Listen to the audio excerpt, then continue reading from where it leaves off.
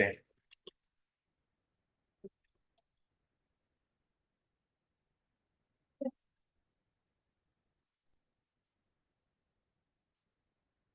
Yeah, I'll filter through this here.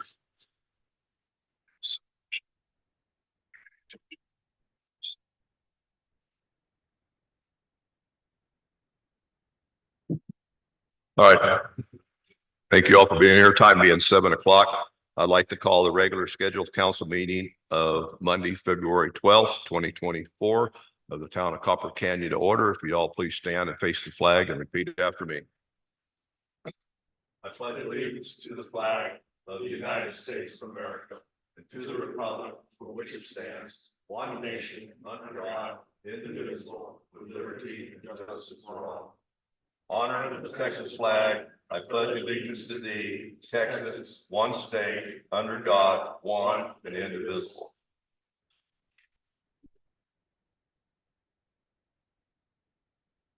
Mayor, I just got a quick reminder as we go through the meeting, we would just ask that everybody speak into the mics. We have kind of fine tweaked the system. So with those that are joining us via video, that they're going to be able to hear us. So if you have an opportunity to step up to the podium tonight, just make sure you speak into the mic. Appreciate it. Okay, next item of business is public input. Anyone may speak on public input on an agenda or non-agenda item. However, tonight we do have a public hearing, and most of the items people that would like to speak is on the public hearing. However, I believe Ted Stranzik, you had 3 topics. Are they all related or are they different? Yes, it will be open for discussion as part of the public hearing. Okay, thank you. So everyone that has signed up to speak tonight is in regards to the development on Jernigan Road, I believe. Yes. However, I do have one person, but is there anyone like to speak on public hearing other than on Jernigan? Mr. Boswell, I believe. Mike Boswell is with Toll Brothers Development. And he has brought us a beautiful gift.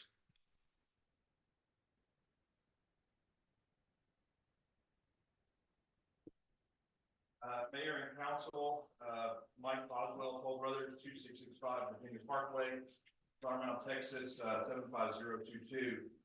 Tonight I'm here to speak on the story of tree number 2080. Tree number 2080 was a 48-inch pecan tree that resided at the Vickery Estate prior to construction at that job site. As we were working through development, I think the approvals process, we talked about how we worked in the community. One of the comments that we made at the time was how when we take trees, we scientifically look at them to see what their long-term viability and durability are. We also try to work ways to, when we take those trees, to repurpose them, to reuse them, and to recycle them. And with that said, tonight I want to talk about tree number 2080, which was again the pecan tree. Once it was taken, it was also tagged at that point so we could follow it through the process. It was taken to Hardin Sawmill in Sanger, and Mr. Jeff McDaniel was responsible for cutting it into 10 total slabs. They were about 3 or 4 inches in width. Those 10 slabs were then kiln dried for about 18 months, after which they were planed into the form that you see today. And from that point forward, they were then handed over to Smooth Water Woodworks, which is a Flower Mound, Louisville-based woodworking company. They then put in over a year's worth of work into creating the table that you see before you today.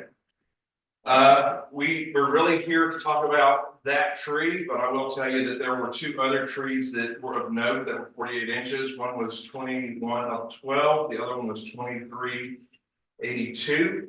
Those were also cut, but in one instance, the tree was turned into 16-inch by 16-inch by about 6-foot long blocks of wood. Those 2 are now at the north end of the pond, north end of the larger pond that's in Vickery Estates.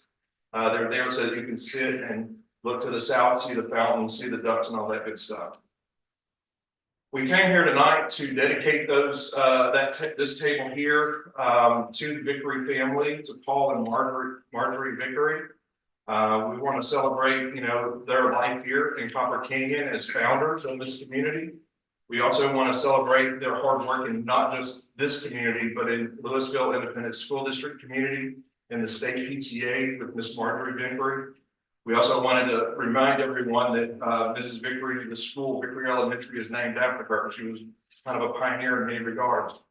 Mr. Vickery was a medic in World War II, so I think anybody that's been watching the Masters of the Air series on Apple would understand what those guys endured in that time. But they were both pillars of this community. They were founders of this community, and so we wanted to honor them with this table, with the dedication of that table to this town. And with that said, I just reminding everyone that we try not to name our artwork, but this one we've cordially been referring to as Founders Table.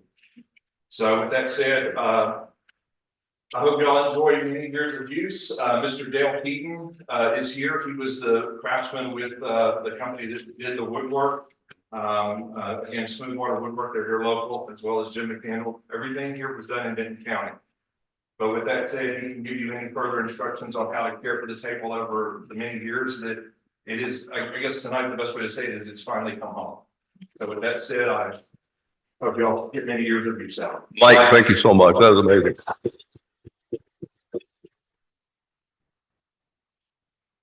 You would you like to give us a brief how to maintain this table in the future? I mean, you did the work. You have to be recognized. So, I'd like to thank Toll Brothers for giving me the opportunity to work on such a special piece of wood. I hope that the table doesn't require any maintenance. The finish that is on it is a hard oil finish designed for hardwood floors. If it ever does need any repair finish, it can be sanded down and more finish just put on top of it. Rubio Monaco is the brand name that was used, and then there was a ceramic nano finish put on top of that.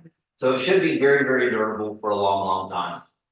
great. I hope that you enjoy that. Thank you very much. Appreciate it.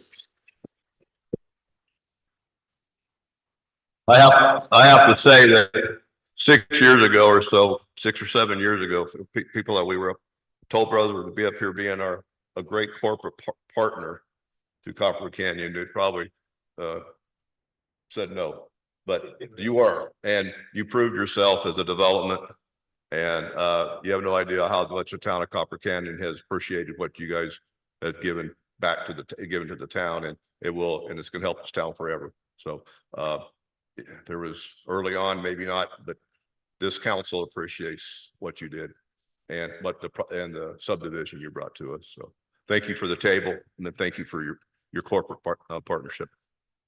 Yeah. All right. Next item tonight is mayor's and staff report. One thing I'd have tonight, I know Councilmember Andrews has us on the streets, and Mayor Pro Tem does, but I want to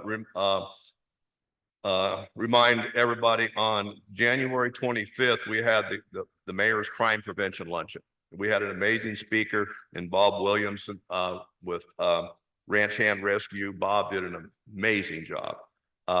We hosted over 100 chiefs, officers, state representatives, mayors, council, fire department, you name it. If you were in law enforcement in Denton County, you were there for the most part. And it was an amazing group of people. Bob did an amazing job. Paula Castillo, Donna Welch hosted it, put it together, along with CoServe sponsored it all. They paid for all the food. We do this every year. It was the 12th annual. I've had the pleasure of doing it for 5 years now. Double Oak Baptist Church in Double Oak, they let us have their venue. Actually, the Judge Eads has invited us next year to Briarwood.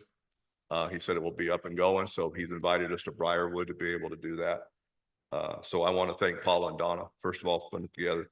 It was really a great turnout. Places, the speaker was amazing. You should have heard him. He just kept you on your seat and you wanted to hear everything he had to say.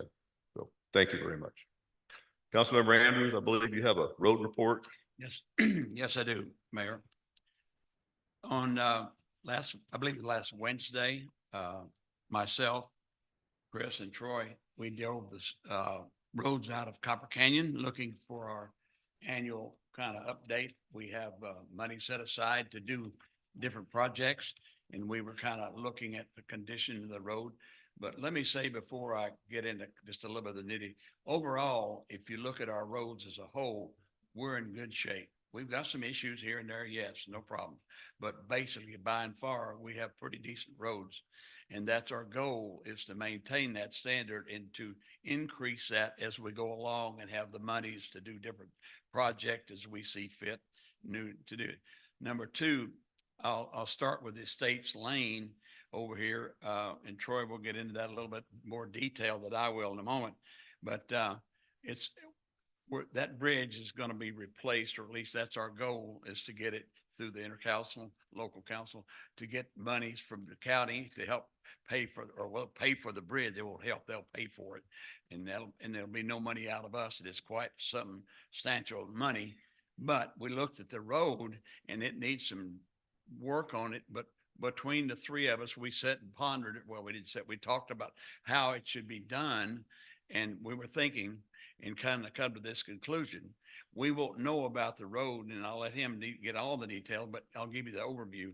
Is when that's passed, then we get engineering, and then we get bids, and then we get a construction. Well, that's a period of time to get this to happen. But if we go in and do a lot of money on the road right now, in the very not too distant future, that's going to probably be all tore up with the big heavy trucks coming in and out, demoing all the bridge and rebuilding it. So we thought, well, wait a minute, let's just pause. It's passable and not very much.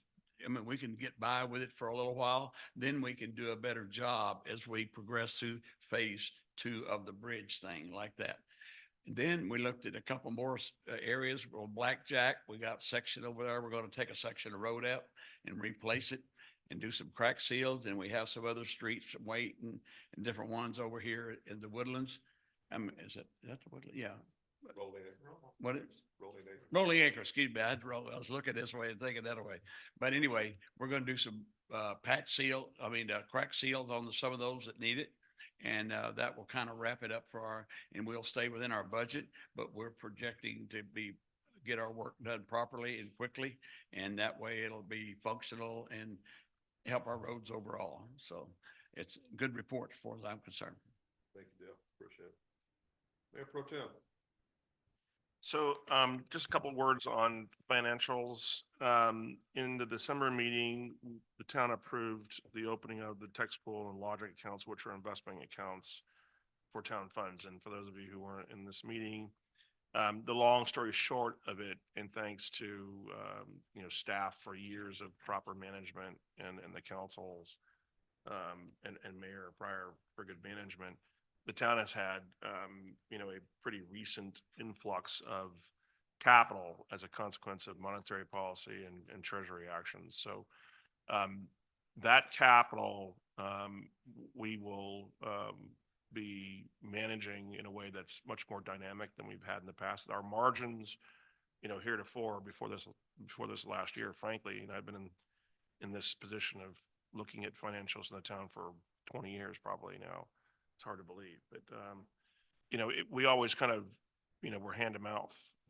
We were responsible with what we spent, but we were very meager and very frugal in what we were able to spend.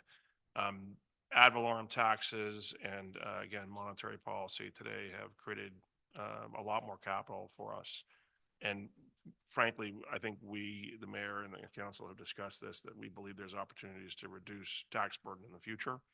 But in the meantime, we're going to be making sure that our use and management of capital, it continues to be disciplined, but responsible. We've gone out to the marketplace and secured 2 vehicles, text pool and logic, as I mentioned, as of December 12th, to put monies into, and I'll get to the specific numbers in a second, but we also went back to our depository account at Independence Bank and had discussions with them about the rates that we were getting on our depository amounts, and it hadn't been adjusted. It had not kept up with the rate of movement in the capital market. So we had them increase that from 125 basis points, or 1.25% of interest, to 5.25%, which is an awful lot of return on our investment in just depository. The Logic and the text pool accounts are going to each generate 5.5%. We're putting $1.8 million approximately, a little bit more than that, into the Logic account, and $1.15 million into the text pool account. Both accounts are, for lay terms, would be like a money market account with no penalties for withdrawal. So we can access this capital at any time for any reason. We can do so in the same day. So there's no limits to access. So if there were ever a need for it, we can get it. But it also provides a growth vehicle for our money that is more substantial than depository accounts will provide. And it's equally as secure, even more secure, because we're spreading the risk of our principal across multiple financial institutions. So for insurance purposes and just for institutional, risk management purposes, we're doing, I think, a better job of, because we have more capital, of spreading it around, so we're reducing our risk. In terms of audited financials, many of you may be aware that we've had to make a change due to health concerns of our prior auditor. We gave our financials to MWH Group, which is our new audit firm, in review, back in January, and we expect to have the report in the March timeframe. So that's all looking fine. There's no hiccups or issues related to that. We expect it to come in, acceptable and in good shape. Those of you who are aware of the construction that we have planned here for police and for parking and whatnot, I mean, you walk outside, you can see a bunch of cars on the street, and driving in from the other way, I have to wait for cars to get by. So it honestly is a bit of a safety issue. And for those of you who've been here much, you know that in the past we have had a couple of situations where people were not happy about having to get into their cars on the street, and cars trying to, cross 3 abreast on that road. So this parking lot is going to be, I think, a prudent investment. It's going to be necessary for the police, but it's also going to be really, I think, helpful to citizens parking for these meetings and for others doing business with the town. The budget for that construction's come in. We started preliminary estimates on the building, and then we've had parking lot estimates. We're putting it all together now.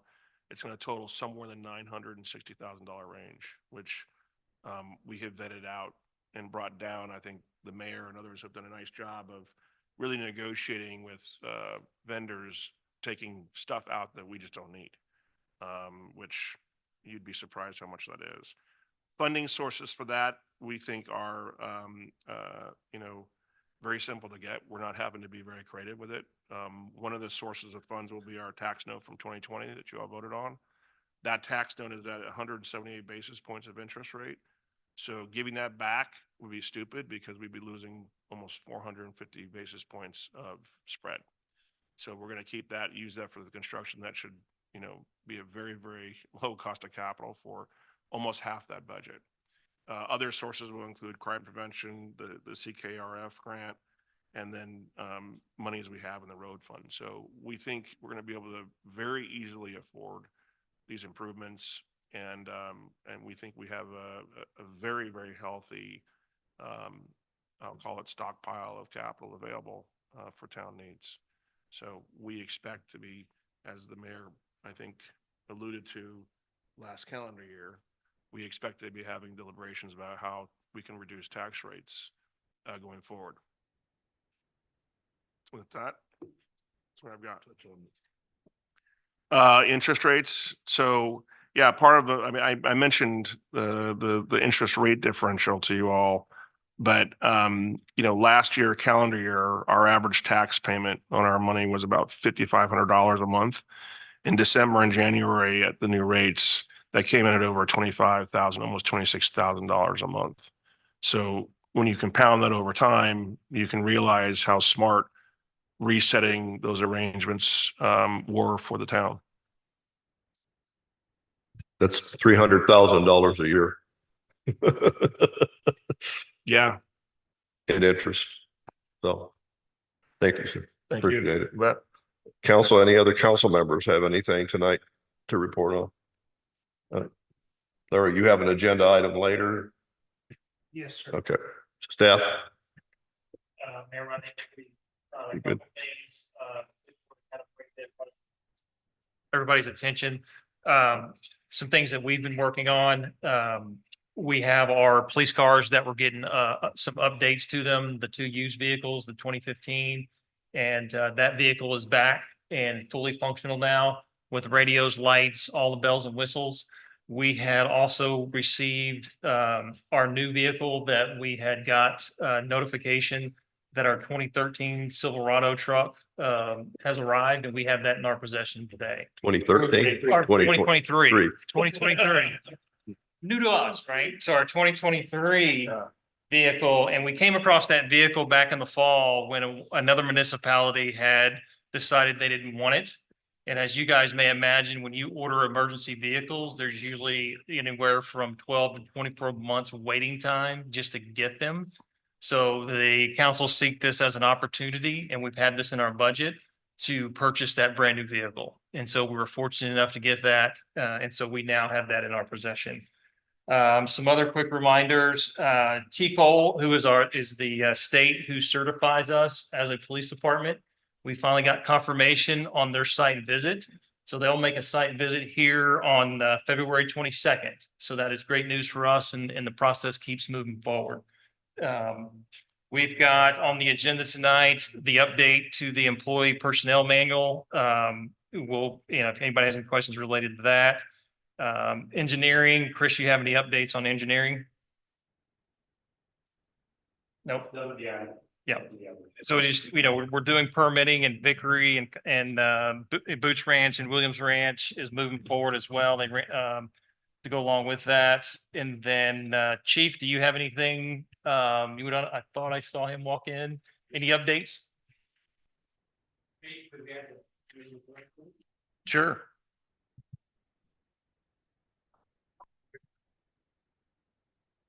Just a couple things, exciting time for Denton County ESD 1 and 2. Last meeting for us, we swore our new district. That was an exciting time to start. Took plenty of photos. And this month, we're going to be doing some training. We call it ESD 101 class. So kind of getting everybody up to speed with terminology before we get into strategic planning and put that the beginning stages of developing the ESD 2. So that's pretty exciting. And then we just had a really busy month. We hired our firefighters off the safety grant. So we put them through an orientation class. Last week we did a swearing in ceremony for them, which was pretty exciting for the family. And then we had our award thing. Really, really good time to just really celebrate previous year and everything we accomplished. But that's really all I have. Thank you. Thank you, Chief. Very good. All right, next item tonight is Upper Trinity presentation by Mark Pate.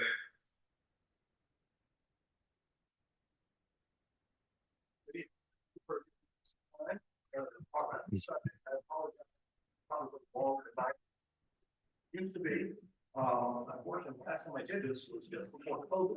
So that couple of years where I didn't give my annual report, and we basically had most of the council and staff and a lot of people, so I'm going to go in a little more depth than I do normally. There's a screen up here that has my slides. Troy is going to be clicking slides. Yes, and Mayor, Council, you guys have this presentation in the packet. So, just to remind everybody, Copper Canyon is a member of the Trinity Regional Water District, District. I represent by serving as one of the 24 members of the board of directors representing Copper Canyon. They're all municipalities, so the people I sit at the board table with are usually either city managers or municipal water utility managers or people of that skill set. As you can see from the map on the screen, Upper Trinity serves all of Denton County plus a little bit of Dallas and a little bit of Collin County. So historical background, district was created, don't go forward yet. The district was created by the Texas legislature in 1989 to provide wholesale treated water and wastewater services for the people of this area. It's kind of like a co-op or alliance. All these towns get together to have one organization instead of each town having to fight for its own water supply. Obviously, this is much more efficient for capital purposes and whatnot. But it's also kind of like an exclusive golf club where when they open, you can join, but after it's filled up, that's it, no more members. And if you want to come in now, you'd have to pay your share of all the costs that have been incurred since 1989. Obviously quite expensive. So the town of Copper wisely made the choice back in 1991. We would join as a member, even though we do not take water from Upper Trinity or use its wastewater service. That's those of us septic system. No. This was a wise decision because it means we got it very cheap at the very beginning, and we are now a member of the club. But because we do not actually directly take the services of the district, we are a non-voting member. So I'm the only non-voting member of the board, but nonetheless, my attendance is 98%. So I'm very thoroughly always there. The fee we pay for is an annual fee once a year. It's quite small. It's like 1.2 cents per resident. So last October, we had 1,835 residents. So we paid a fee of $2,226 for the right to participate in the future. I think, as you know, we get our water here through Cross Timbers, who is a customer of the district. But for-profit businesses are not allowed. It's only municipal parties can be members. So Cross Timbers gets about 25% of their water from the district. The rest of it they get from their own wells. Those of you who live here in town, sometimes you notice your water a little harder or a little softer. That depends entirely by how much Cross Timbers is taking out of their wells.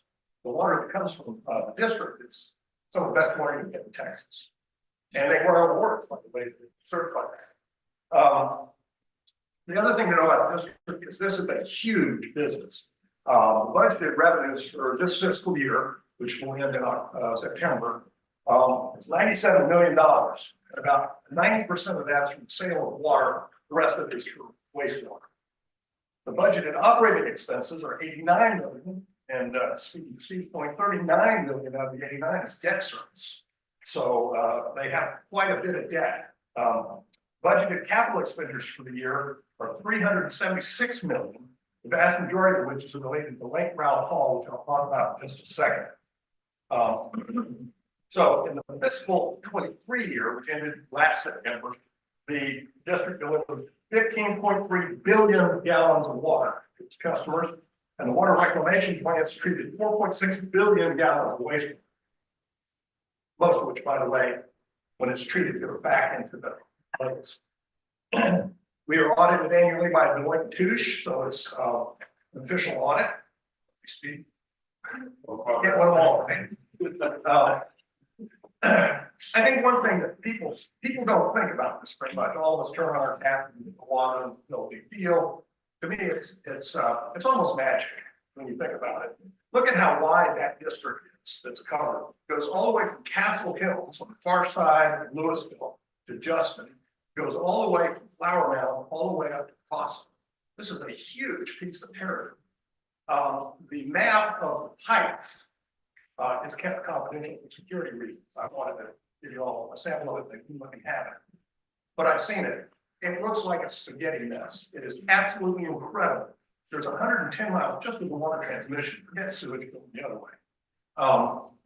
And it's absolutely incredible to me that they know where every pipe is, how big it is, how deep it is, and what the gradient of it is. There are pumping stations that are hidden around that you've never seen. There are storage facilities midpoint around the territory that you've never seen. But I think it's just fantastic that you turn tap and get fresh water. It's what makes a civilization work. But also you got to think about water weighs about 8 pounds a gallon. So when you talk about 15 billion gallons of water, think of how much electricity it takes to pump that from the lakes through the treatment plants and then out to the homes, and then sewage back to the sewage plants. Why don't you go to, the total assets are over $1 billion and the total debt's over $800 million. So it's heavily leveraged, most of that through the state. So it's very low interest rate and easy to get money because it's funding future growth. So as you can see here on this chart, this is the forecast of growth in our area. My wife and I are kind of very disappointed to see this. More traffic, more people, but look at the growth curve here. And all of those people need water, and lots of it. So right now, the sources of water for the, why don't you go to the next slide? This right here, the pink area is the district. The blue area obviously are lakes. And our sources of water that ends up in our towns primarily comes from Lake Chapman all the way over East Texas, that on the far right side, through one long pipeline that we actually share with the town of Irving. That's why Irving is in pink, kind of down below, they're kind of separated. And then we also buy water from Dallas and from Denton. So approximately half of the water comes from Lake Chapman. So go to the next slide. So the need for the growth in water supply of this territory, or for our area, this whole, we're some of the fastest growing. Salina is one of the fastest growing towns in the county. Prosper's growing, Aubrey's growing, everything's growing,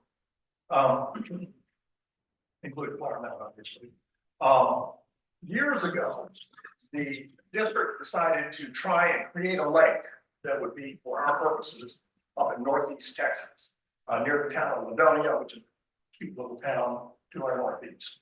The Sulphur River runs through there, the South Sulphur River, and I can tell you all kinds of great stories about it. Let's just say it needed to be dammed to create a lake, and that lake is now Lake Ralph Hall. You can see from the slide that it's taken quite a bit of time for the district to get approvals from the state and all the other things that are needed to create a lake. This will be the second lake, new lake created in Texas in the last 30 years.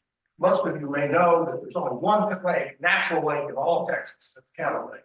Every other lake you see is created by humans for their purposes of water supply and flood control. So go to the next slide, please. This is a picture of what the Lake Ralph Hall will look like when it's done. The dam is off to the right side, and then you see dragging down from where the dam is, a blue line that kind of trails off the bottom. That's the delivery line, delivers the water down to tap into that line that we already get from Irving. It's going to be a huge lake. It's going to cost $900 million to create this lake. You'd think, well, put a dam on and collect some water. Well, it's really extremely complicated.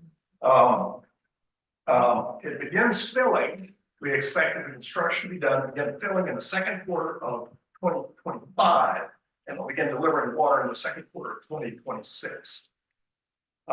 So aside from all the complexities of building a dam, spillway, water treatment, pumping, all that other stuff, there's a lot of stuff that you got to think about that probably doesn't occur to you. First, there were roads through this area. We had to completely rebuild and elevate roads that now kind of ran what's going to be on the bottom of the lake. We had to elevate them so that boats could go under them. Secondly, you've got to worry about all of this stuff that's out there. Every fence, every house, every tree has to be removed from that entire area because you don't want boats snagging on them or anything like that. Then you've got to worry about what are we going to do on this? Well, we need fishing jetties, we need marinas, we need recreational activities, and a lot of thought was being put into the fishing. They're putting these things in called reef balls, which are concrete balls about the size of this podium, holes in it for all the fish So they're putting those down near the bridges and near the jetties, so that they'll be fishing near the shoreline. And as they cut the brush down from all that area, they're also creating brush piles and wiring them together so the fish will have places to live inside of a brush once they're underwater. Then there's the cultural aspect of it. As you can imagine, Native Americans would travel along rivers and camp along the edge of the rivers. And so the Army Corps of Engineers and several other departments are very, very interested in making sure that we're not destroying any native facilities. Fortunately for us, in building this dam, Native Americans in this area were transitory, migratory. They kind of camp and move on. They didn't build villages. But there's been some interesting things found. They did find a baby mastodon buried in one place. And that slowed things down for a little while because if it's just a mastodon, no big deal. We can put it in a museum. And actually, it'd be worth $1 million just because it was complete. But if they find a spear point or an arrowhead, and now okay, now becomes human cultural, that slows everything down for months. I'll excavate all the area around it, be sure it's not part of some other village or something like that. So when this lake is full, it will hold 180,000 acre feet of water. Lake Louisville is much larger at 550,000 acre feet. Lake Roberts holds 788,000 acre feet, and our Lake Grapevine can hold 247,000 acre feet for flood control. Now you might ask, what the heck is an acre foot? For those of you who are not water people, an acre foot is the amount of water that we cover 1 acre. So if you imagine, say for example, a football field with 1 foot of water over it, that's 1 acre foot. So that's equivalent of 326,000 gallons. An Olympic swimming pool is 490,000 gallons or 1.5 acre feet of water in an Olympic pool. So when full, this lake's going to hold 59 billion gallons of water, or 120,000 Olympic swimming pools, just to give you the scale. So go to the next slide. This is a picture of what the dam is going to look like with the spillway off there in the bottom left corner. Go to the next. This is the construction site right now. It is immense. It's very hard to get your arms around this. This is the dam itself. It's being built out. It has to be heavily compacted, and they've got to build structures in the middle of it for the spillways and the pump stations and whatnot. Go to the next. This is the elevated road, State Highway 34. That is open now, and it looks lovely. It's got a bike lane and everything alongside of it so that people can go across on foot or on bikes. This is why I talked about the clearing and removal of the hazards. A huge job, but it's cleared all the way to the east of the new Highway 34, and they're now working to the west side of Highway 34, which is going to be the deepest part of the lake. Now, once the lake is done, that's it up the little blue area up to the upper right-hand corner. We've got to get the water down to us. So the red line is a pipeline that is under construction now to bring from where the pump house is going to be down to what's called a balancing reservoir, a little blue rectangle, just before it ties into the blue horizontal line across the bottom, which is the Irving pipeline. So we have a deal with Irving to share that portion of the pipeline back to here. It's a very long pipeline, and it's a big pipe. I'll show you that in a second. So one of the other things that has been very complicated is the acquisition of the land.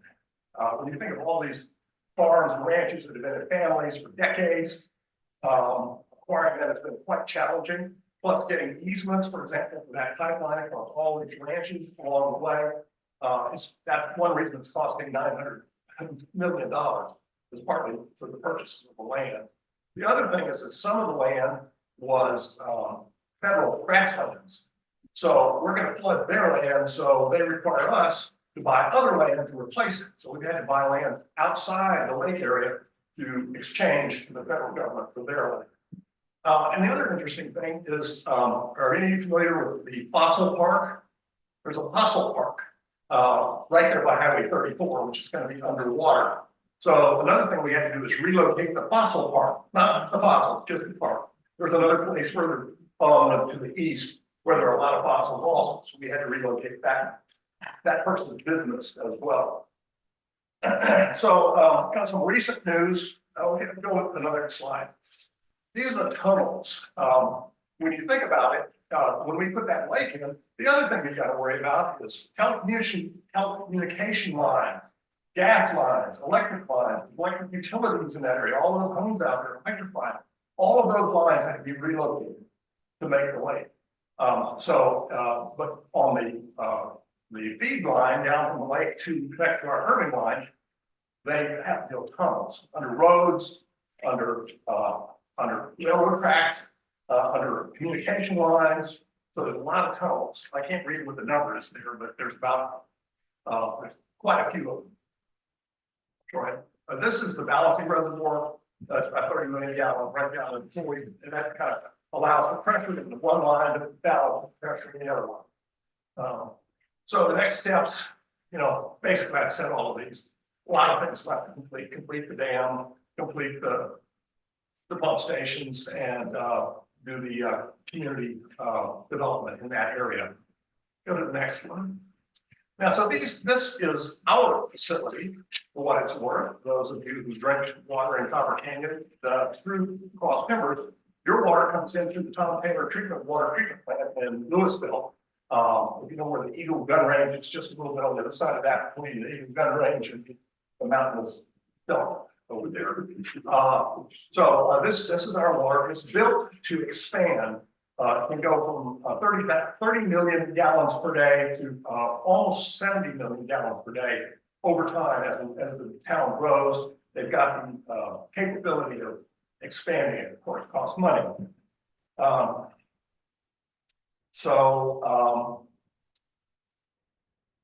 see. Water reclamation plants. This is not one of us. These are the three sewage treatment plants. This one, both of us would call them. They call them water reclamation plants. One is close to us. Go back. There we go. That's just for information purposes to show that they have them.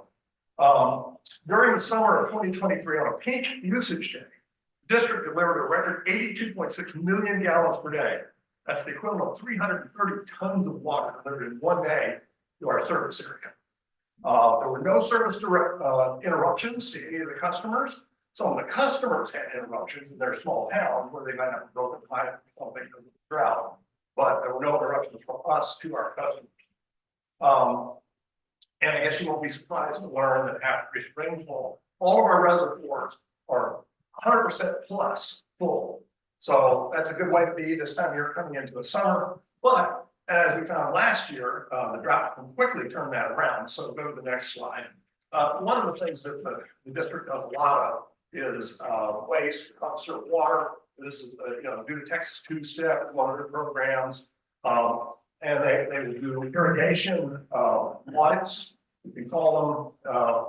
They'll come to the house and send a irrigator to check the system for leaks. And they also do programs for native plants to encourage people to use native plants that are much more friendly to the use of water. I guess the last thing I wanted to mention was, I don't know if you're familiar with PFAS. There's a current troubled issue. It's gotten a lot of press recently. These are known as forever chemicals because they're very slow to degrade. They accumulate in the human body and animals' bodies. If you're really interested, they're per and polyfluoroalkyl substances. That's what PFAS stands for.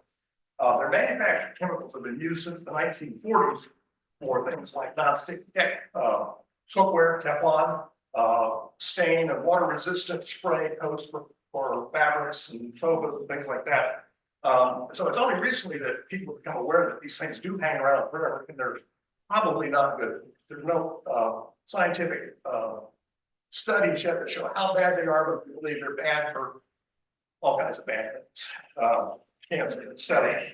So the good news for us is that all the tests of the water that's used in the district has had below the EPA minimum standards, and most of the tests have had no PFAS in it. I think that's partly because we or an area that didn't have a lot of manufacturing.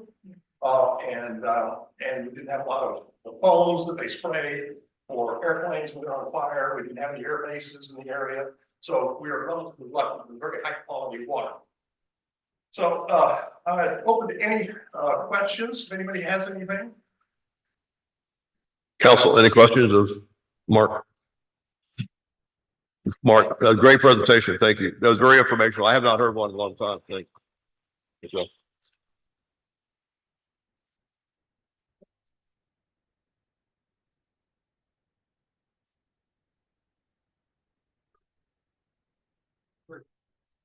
you have a lot of positions you fill. At least two.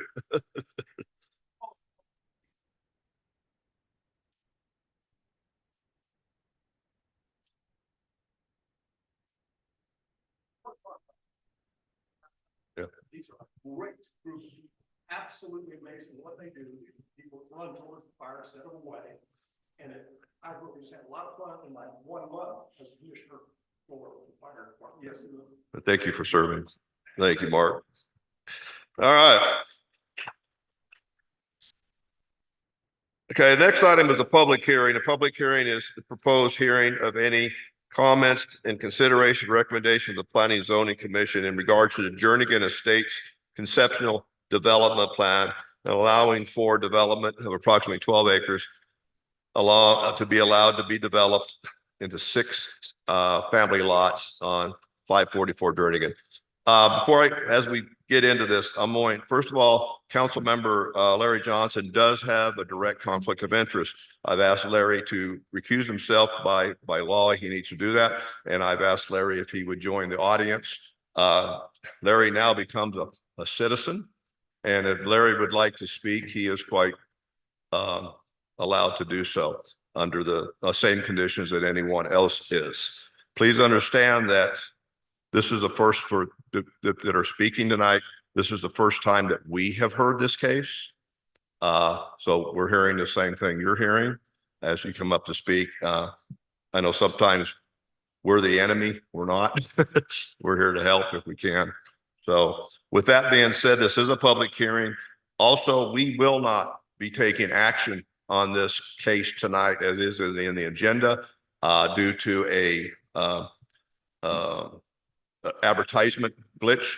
We weren't able to get all the advertisements out in the proper time frame. So this will be a continued public hearing on into March 11th council meeting. At that point, council will take action. With that being said, first person to speak in regards to the public hearing is Ted Stranzik.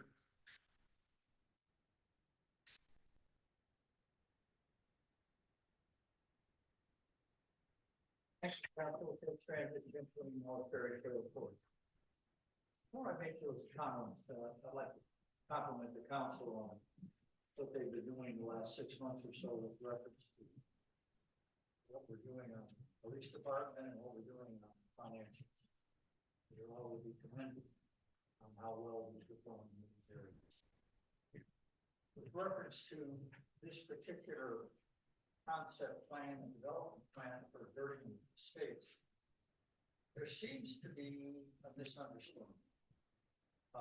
And I asked our town engineer during the P&Z meeting, just what does the concept development plan do with reference to developing this property? And I was told it's simply a concept and that there is a lot of work ahead with reference to preliminary plat and a final plat. Am I correct in making that assumption? You are correct. This is purely conceptual development plan. When I look at what's been presented, there's an awful lot of omissions. There's an awful lot of data in there that we need a microscope to look at. And there's a bunch of omissions and errors when you look at the data that's on it. And so rather than get into all of those issues, I think it's appropriate that the council be aware that these types of submissions need to be far more critically analyzed than they have been or possibly have been in the past. I know that county engineer said he had no further comments, but I could go into a lot of comments. But inasmuch as this is only a concept and a lot of detail is yet to be presented, I'll withhold any of those until that point in time. But I would caution that when this type of data is submitted, that it be more critically looked at. Because there are a lot of omissions and errors in the present documentation. So, thank you. Well, thank you, Ted. There will be a preliminary plat and then a final plat, and there's more involved here. And engineering will be much more involved as we move forward. Next person, Victoria Hubbard.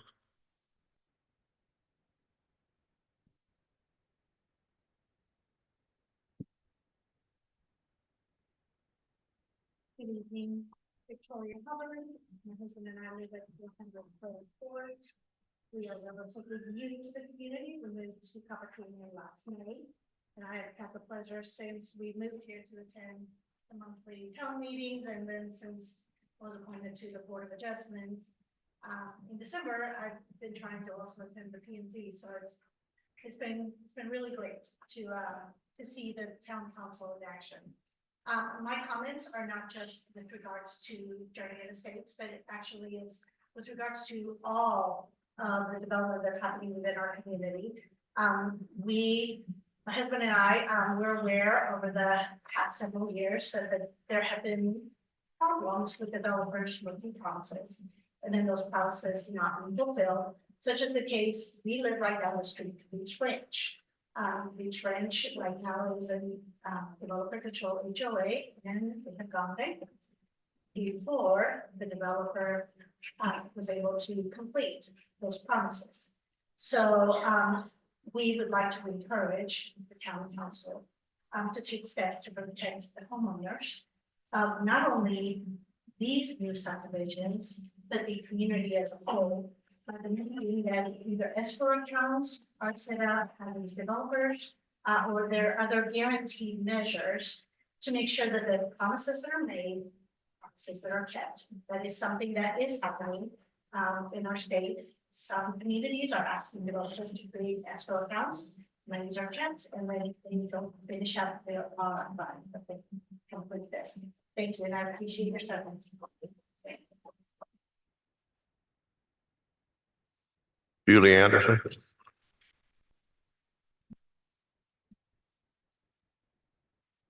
Hi, I'm Julia Anderson. I live at 811 Livingston Dove. My house was situated right here. I don't know if any of y'all have been out and looked at this property, specifically right here, this pond. It, without any houses at all, has overflown onto the Davis's property, and it's creating a giant swamp and mess, and it's been nothing but mosquitoes and bugs for months now. I didn't see anything on this plat about how the water is going to be controlled when we have 60 roofs and all these driveways and all these patios and pool decks.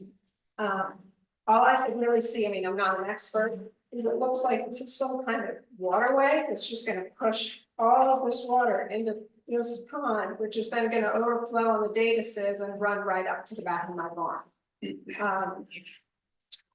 The second concern I have is there is a pond on this property that's probably a wetlands. I don't know if anybody's had the core out to look at it, and there's now big piles of dirt up next to it. If they're dredging and filling that wetland in, I don't know who's responsible for that, but the core is going to be all over that. On the plan, it looks like they're planning to fill that in. And I'm not crazy about filling in wetlands because I've seen birds on it anyway. The third thing I'm concerned about is street lights. I mean, we have enough lights, and I saw some pictures on here of proposed street lights. Robin Davis wasn't able to be here tonight, but she asked me to say something about the neighbors are, I think, unanimous that we would like no streetlights, some kind of exception, so we don't.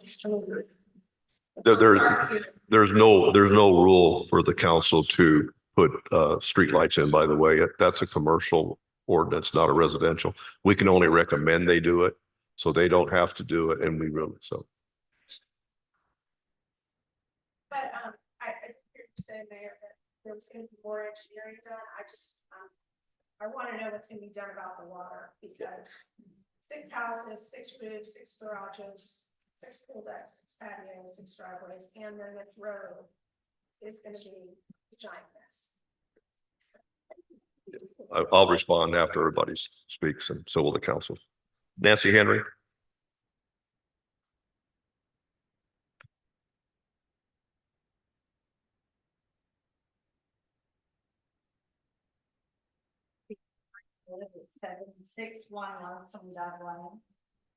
And I was gonna talk about these streetlights also, but Julia covered it. And the other thing I would recommend that anybody voting on any developments, the council and the P and Z go out and take a look at it personally to see how it is and go all the way to the back of the property, so you understand the flooding and everything. And yeah, the street lights are a big concern since the rest of us are all ag over there. And these would be residential and it interfere with other stuff. But Julia pretty much covered what I wanted to say. Thank you. Except I would like everybody to visit it first. Larry Johnson.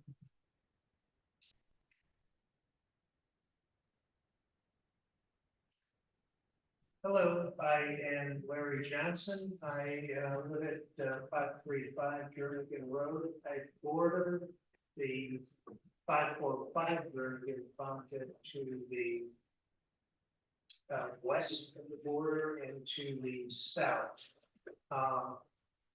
And if somebody is a subpar developer, they're not going to like what I'm going to say. If they're a good developer, they're going to appreciate what I'm going to say. So there are, and this whole process and this prompt post has been an eye opener for me. And sometimes you should be careful when you poke the bear, because I can focus for the rest of my term on fixing the development process in this town. You know, we've lived through, everybody in the council and the mayor knows the problems we've had with the development projects. Some have turned out okay, but we have problems, and it's not easy to take the step of, okay, what's not working, what's working, and what's not working, how do we fix it? I believe with the town administration, with the council, the mayor, I think we can pretty quickly identify what's not working, what we need to fix, and get at it. Bad news for the subpar developers, I retired as of this past October 1. I got time on my hands, folks. And you know what? I'm a good lawyer, and we're gonna get after this and fix it. I don't want anybody else in this town to go through what the 545 Jernigan project was presented to this town. First off, I have confidence, again, our engineer, administrator, the council, the mayor, we'll get to the right answer on these things. But sometimes it takes a wake-up call to, okay, let's fix it. What are we talking about? We have process issues. We have to fix that.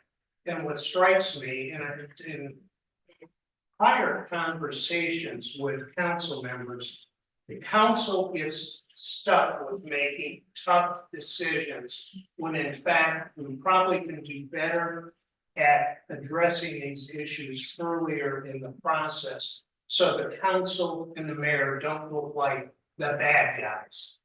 That's one. Something that has been a recent years of perpetual issue, flooding issues. We're not doing a good enough issue on flooding issues, and this project in particular tells us we're failing on flooding issues. This is something, it is so obvious, and folks, I'm telling you as a lawyer, the chain of who did what, who approved what. The town needs to avoid the liability of, oh, we approved this. And given the cost of real estate, be careful what you approve. The other one is the process currently, the way that it works. It's what I call the hide and bulldoze. You don't, I went to the P and Z meeting in January. I understood and I was engaged. It was approval of a conceptual plan. I was told today, oh no, it's conceptual and development. I said, whoa. It was conceptual. And somehow there is this sense that, oh, okay, we just keep moving forward, and no, we have to have better stops, better assessment earlier rather than later. The other one, and I found it astounding when I went to the January P and Z meeting. Mark, I raised this with you. How in the heck is the P and Z approving projects without every P and Z member being on those properties and saying, I've seen it, I understand it. Looking at the paper doesn't do it. And the same thing with our council members. I don't think it's absolutely necessary to require that, but certainly at the P and Z level, I don't believe you can accurately approve without taking the physical view of, oh, okay, here's what's going on. And I know in two projects where this town has got some real issues that never happened. These are things, it's in our power to fix this. And I believe we should. I'm gonna be a vocal proponent. And folks, you wanna see stuff get done? I'm gonna tell you something. I'm on this. And I'm gonna be coming back to our town administration, to our council members, and to our mayor. Here's where I think we can do better. And, you know, look at it this way. Probably the easy development has been done in this town. The stuff that's coming is the stuff that it's brain damage. It's like, okay, how do we deal with this? And we've got to get ahead of this game, because ultimately, I believe if we don't, the town is going to be liable. We can't say anymore, we didn't know. And look, we have smart people up here, trust me. I've been involved in politics in this town for 20 years. This is the best council and mayor we've ever had. And a great staff, we can figure this stuff out. We may not agree on 100%, but I am confident we'll make it better. Thank you, Mayor. Thank you, Larry. Next person, Tom Strawwick. Tom? No. You good? Okay. All right. Tommy Tucker?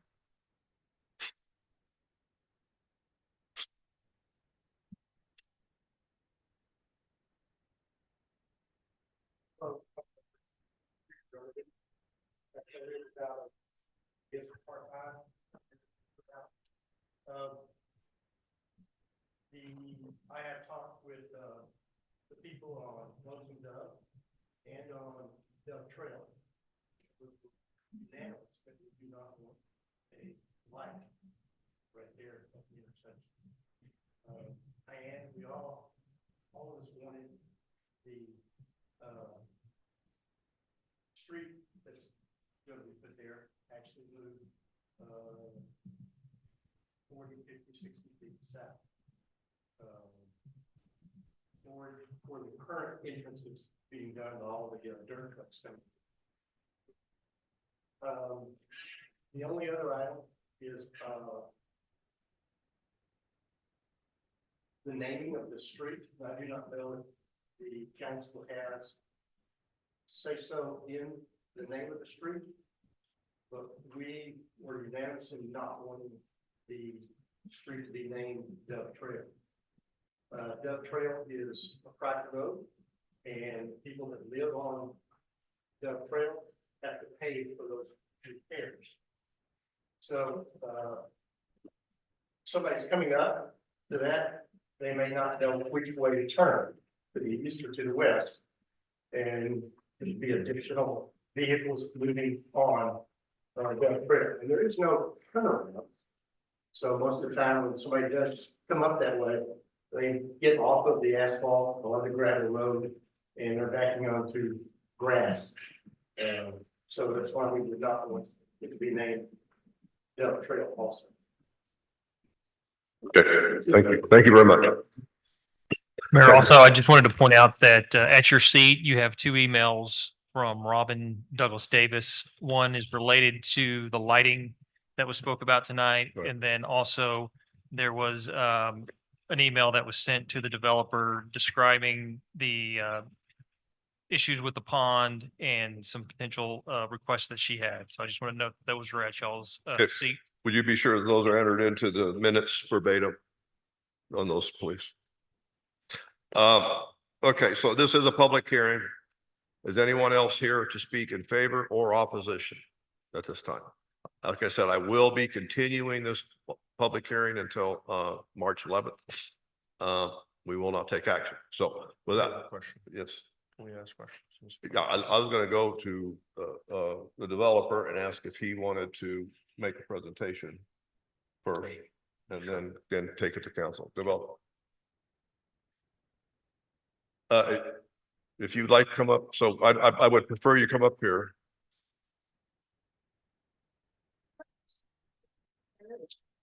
Is leaving a lot of dirt on. Okay. Jernigan Road, great, if they would put some gravel down and clean up, just like all the other numbers. And the wetter it gets, the more it's there. Thank you. All right, please get up, state your name and your company and who you represent. My name is Aaron Andrews with Adams. I'm representing Canada as a developer. I just want to kind of address some of the things that I've heard today, and I'll save the drainage to last, because I think that's probably the biggest one that everybody is having concern with.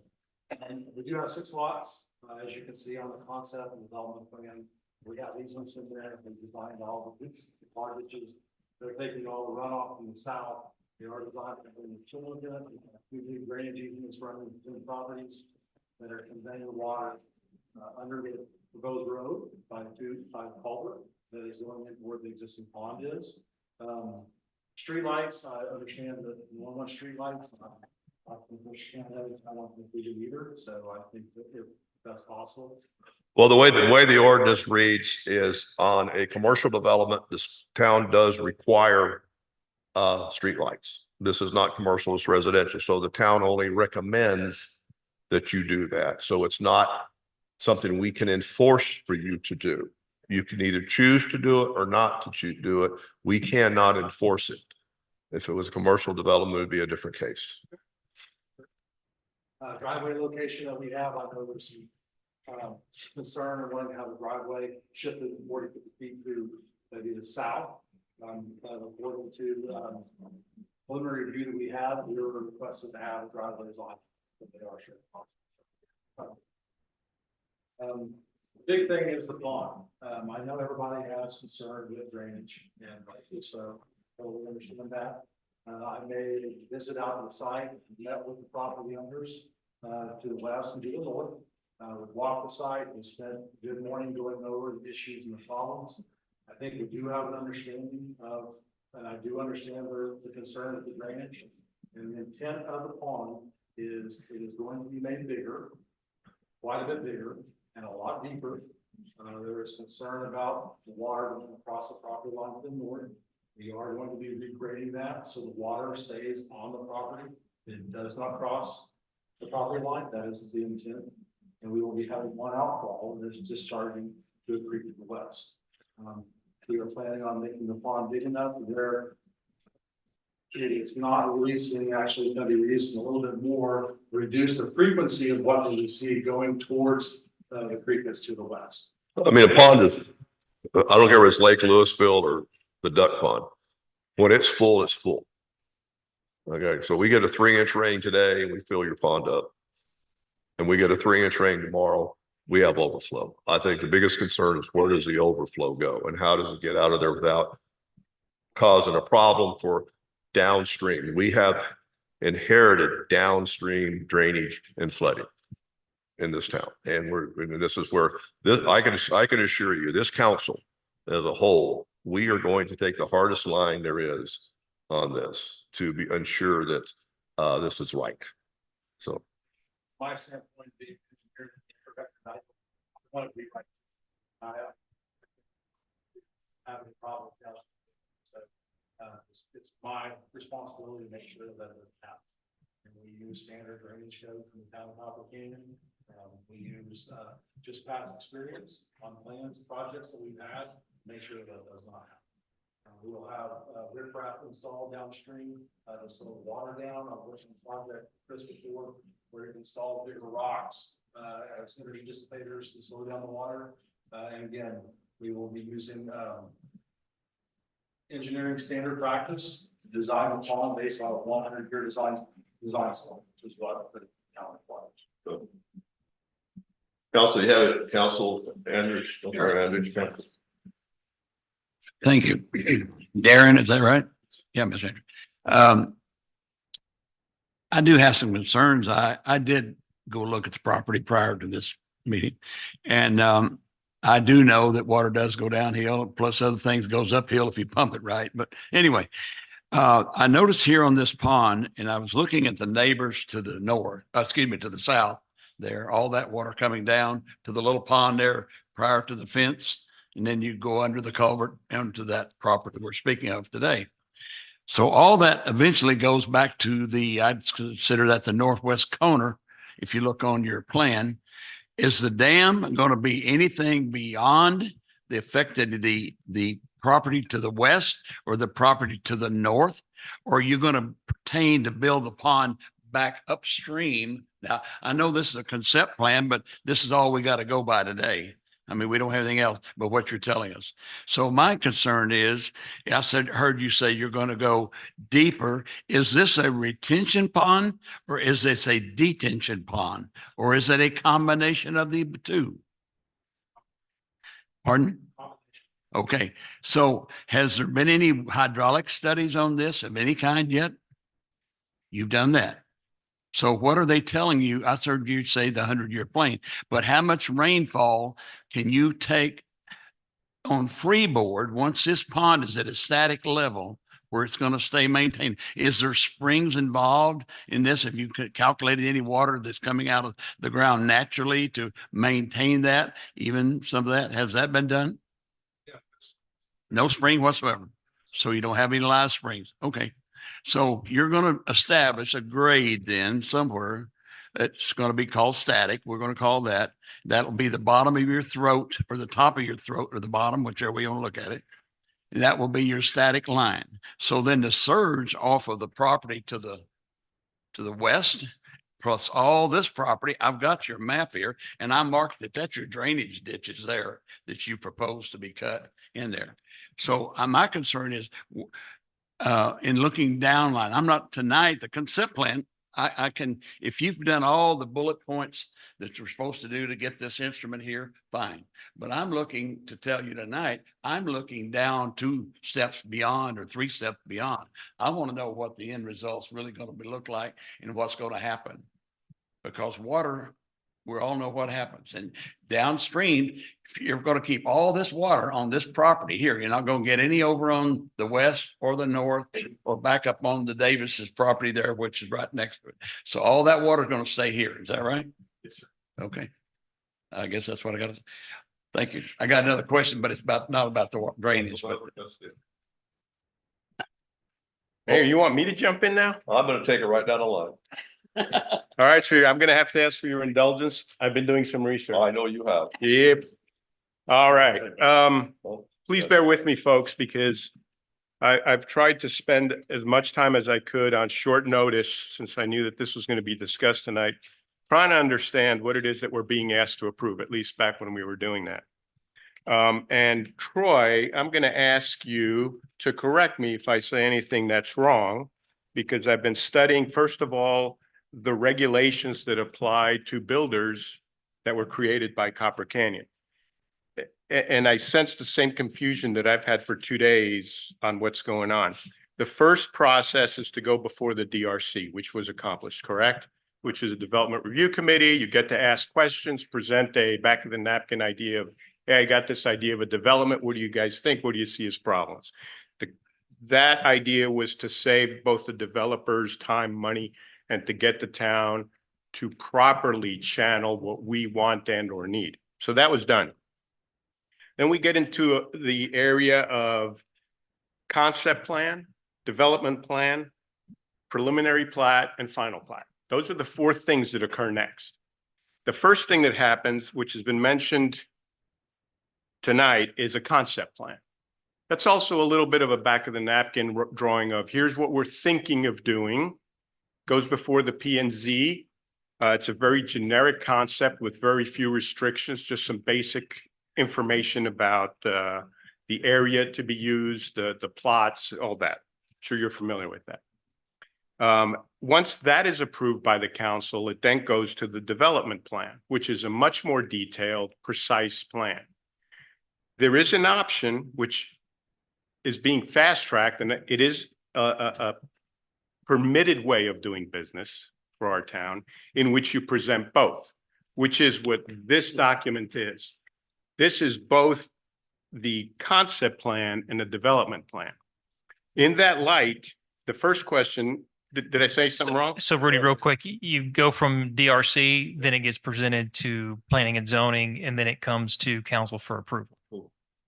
And they could both be on the. Right, that's what I'm saying. Okay. That all they right. can both be fast-tracked so as Yes. not to delay the This process. really isn't a fast track of the concept development, because it's concept is a development. It's almost the same thing. Well, Mayor, the reason that I'm bringing this up is because the verbiage is very specific in our ordinance or review process in the things that are required to be presented with what is here a development plan. And it's a very long list. One question I had, did you design this as a major development or a minor development? I believe it was a minor, Chris. Yeah, because it's 6 lots. Okay, I'll have to. It can't be a minor if it's over 4 lots. Okay, yes. Private road, these are, This cannot be a minor if it's more than 4 lots. so the road, the question related to the road, that is meeting the requirements of a town street. In terms of. This is a major development. Right. Section. Well, let me be clear about what it is that I want to address. And I'm going to read from this document. It says, upon receiving the concept plan, the town administrator shall classify the subdivision, not just the road, as major, minor, minor with infrastructure, replat or amended plat. I just want to know which one it is. Major. Thank you. All right, so we're dealing with the major, and that has a long list of things that are required to be provided to the P&Z, and subsequently, if they pass it on to the council, so that we know what we're doing. Because we're not engineers, we're not hydrologists, we've got a very broad background of experience. So we need a little bit of assistance. The first thing I want to note is that the information I was provided until I walked in today was not this. I have a very little drawing, which I used this weekend to try to determine, did you meet the requirements for setbacks? What is it that I'm being asked to approve? I couldn't read that, even with a magnifying glass. So I don't appreciate that from the standpoint of you're asking me to make a very important decision, and yet I can't read it. So I went online, tried to zoom out, if you will, or zoom into the document, and you still can't read it. So we need to be a little bit more forceful in obtaining the kind of information we get. And the reason that I'm pointing to this document is since it is a development plan, there is a lot of things that are required by this document that I have not been provided. For example, the location, dimension, and of how many stories of the buildings, architectural renderings of elevations, the anticipated schedule of development, and so on and so on. I was given 2 sheets of paper to approve a development plan, which then gets us into the next phase. And I don't have any of that. So it's a good thing that this got delayed because we don't have enough information, in my opinion, to make a thoughtful decision on that. So that's why I wanted to go over the process. It's a complicated process, and it's a process that if we enforce the rules, demands detail, and we don't have that. Several of you that came up asked, have you been out there? Yes, I have. I was out there this weekend. And I started out initially taking a view from Jernigan Road, which probably many of you, that's the only access you have, you did that. And, you know, other than the bunch of dirt that's been brought in and the damage done to Jernigan Road while they were doing that, you don't see much of anything else, and it really doesn't look that bad. So I thought, I must be missing something. Yes, it's a little bit lower, but I didn't really have a good grasp on the drainage direction of water flow. So I called and asked Mr. Johnson to allow me to enter his property. And I went back there and walked his property. I encourage all of you to request the same from Mr. Johnson or the Davises or anybody else that can give you access. These drawings and overhead views, the photographs that we've been afforded, do not do justice to what you're going to see when you're on the northwest corner looking back at the supposed pond, which, by the way, in this drawing is way incorrect. This pond right now is huge. The fence line that's drawn here is underwater. So half of a portion of the Davis's western side of their property is underwater. I also noticed that once that pond empties, I believe there's a culvert there that goes onto Mr. Johnson's property. At the time when I was standing there, it wasn't running because it hadn't rained yet.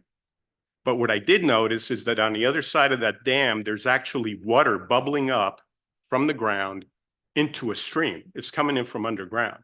Now, I don't know if the dam has a problem, or I don't know if there's a spring under there or what's causing that water to come up, but we need to get answers to this. Somebody brought up the fact that we no longer have an excuse, in you, Larry. We spent a ton of money a few years ago doing a very extensive study on flooding, 100-year floodplains. Mr. Stranzik is very familiar with this. And we now know that we have the potential for quite a bit of drainage problems, flooding problems. And forgive me, but the fact is that once you guys are done and you've signed your paperwork and you said, yeah, this is going to work, if it doesn't, if 5 years from now there's a tremendous deluge and we start getting homes flooded from that area, which was partially caused by raising look at how much dirt y'all are bringing in. So obviously you're planning on raising the level quite a bit. Look at Mr. Singh's house and look at how high his retaining walls are. There's an issue there that we as a council, I think, have a duty to look into to get a real understanding of what the issues are when it comes to flooding. That water comes, and I didn't know this, from south to north in that area. It comes from the estates. If we block that water from coming up, guess who's going to get flooded? Everybody upstream. The estates are going to be sitting in here yelling at us, demanding that we do something. Possibly even the future homeowners that we're being asked to approve, they themselves will be in here going, you didn't tell us this area is prone to flooding. So I am a big proponent. This council take a very hard look at this project. And I also recommend that once we get whatever drainage studies are approved and everybody tells us it's okay, we need to make sure that that's correct because it's going to be our name on this. And I don't want to saddle future administrations or future councils with a mistake that we made, fully knowing that there could be a potential problem here. I do know a lot of this is incorrect, and I really ask you guys to go out there and just stand there and look at it. But that's my 2 cents worth, Mayor. Thank you, sir. Mayor Pro Tem. So two points and a question. And the question is really more toward our team as much as anybody. But point one, I've been there. multiple times over years, and I know how much of a soggy, marshy area that area is where those piles of dirt are now. So, and I've been down Jernigan Road because it's my way to exit the town when we've had rainstorms and the water has actually come over the top of Jernigan Road a couple of times with really heavy downpours. So I'm very tuned into the drainage requirements that are going to be necessary here. I haven't gone to the dam, but I've driven up and down that road plenty. I had comfort nothing was going to get approved tonight because I realized that the process wasn't going to be afforded to the timing issues that we had. So I wasn't really worried about it. And we didn't have a concept or a development plan as far as I was concerned. So there's nothing to approve. But I'm not going to sort of go over some of the things that were already said that were in my mind. I think, you know, Dale and Rudy conveyed some of my concerns adequately. I do have one question though. How much construction is allowed before we approve a plan at all?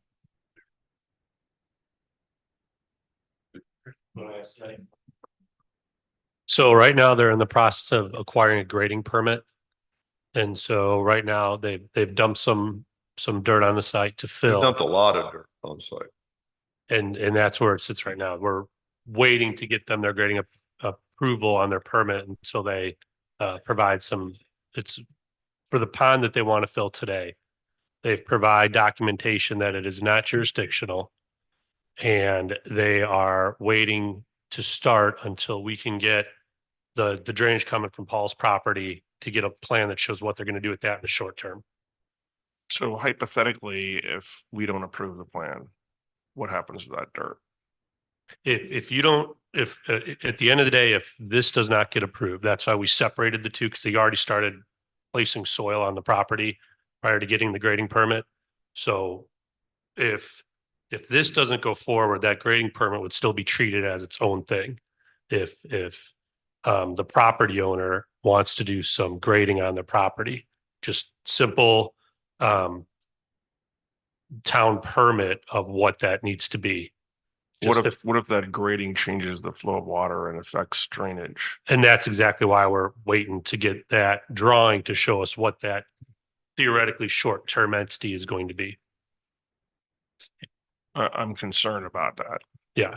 I Steve, think, you know, can I jump in for just a second? Because you triggered I noticed just from the road, there's been some digging with some sort of equipment, not shovels, being done on the small pond. Are you aware of that? Not any digging. What we're aware of is that there's been soil, there's been fill material added to the property site to begin work in the future on filling that pond and whatever else they've got the soil there for. Well, I'm going to ask that if you get permission, you can go out there and see exactly what's going on, because I have the same concern. All this dirt is going to affect what happens to water flow. It has to. And I don't want this dirt left there if this thing doesn't go through, or somebody decides not to sell the property or not to do the project. And now we can have the same potential problem we're all concerned with. right. Well, first of all, no one should be doing any construction before this is approved to begin with. And I'm not appreciative of the damage to the road, as you know, because Yes, I yes. voiced that to the town driving by it. So there's a lot of things that are going on that we might just be very careful about. Either stopping or checkpointing before we go further. And I mean that with all respect to, you're trying to do the right things the right way. So to both sides of this, let's not get too far ahead of the skis and lose our balance and wind up in our face. I have a quick question. Has there been any study, is there any federal, state wetlands? I heard the word wetlands come up. Has anybody done any research on that? So both that pond and the smaller pond are flagged in the National Wetlands Inventory map, just an online map. And so we sent an email to the developer and the engineer with regards to that. And we received a response that the small pond was non-jurisdictional, which would be what we'd be concerned about. Has there been a study done to see how much, that's what he's talking about, the dirt fill? I was sitting there wondering how the pads, how much dirt are you going to have to bring in to make this work like your plan is designated? I mean, there's got to be, how much, do you have a calculation roughly? So we don't know how much dirt you're gonna have to bring in, whether it's 500 trailer loads or,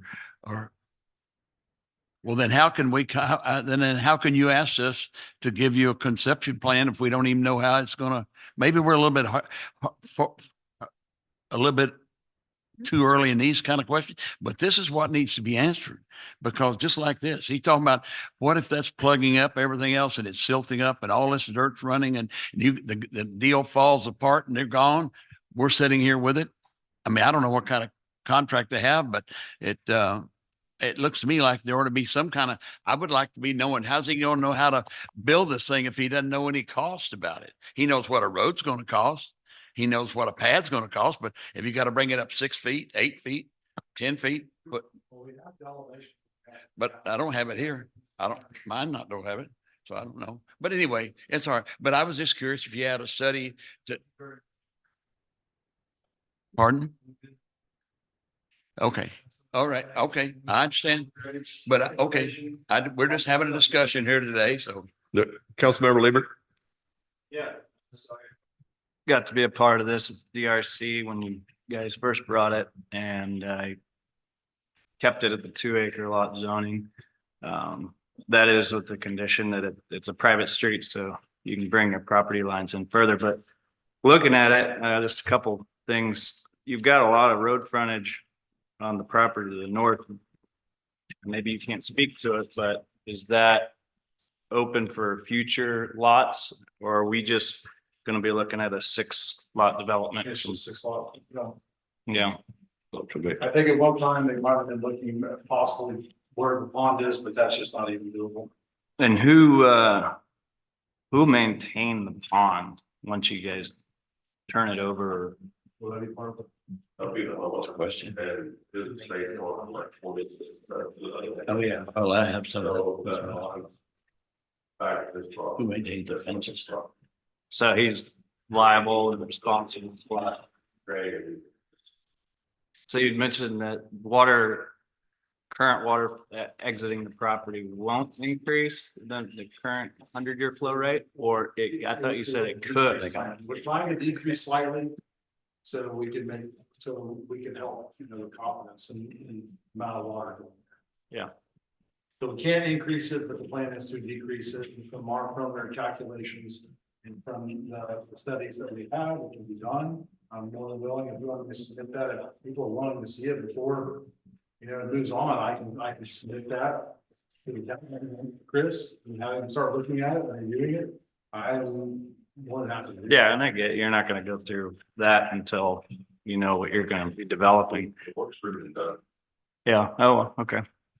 A couple other minor things is the fencing. I guess I'd first start with the fence on the north side of the road. Looks like you've got it literally on the edge of the concrete versus outside of the drainage easement, paving drainage easement. Is there a reason for that? So it will be like concrete and then fence on concrete versus 30 road. So can you have a fence in the paving drainage utility easement? Parallel, yes, not impeding it. And We've had then discussions on that in regards to the fence. Yeah. That's why the fences are straddling those major easements, because we didn't want the fence to be, in the flow line where it's catching trash or anything.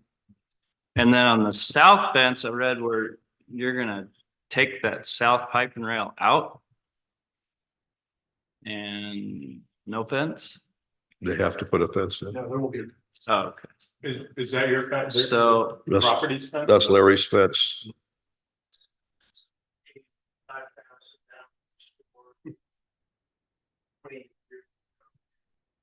Today was the first time I saw that I was losing my fence.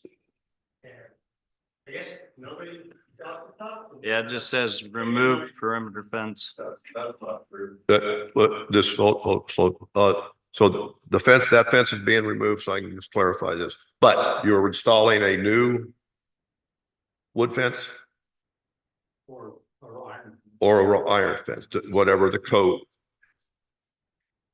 Okay, I just want to clarify for Mr. Johnson. So if you remove the fence and replace, we have to have a perimeter fence, period. There has to be a perimeter fence. Okay, okay. So, okay, I was asked to resubmit it with the fence removed. If I okay. misunderstood that.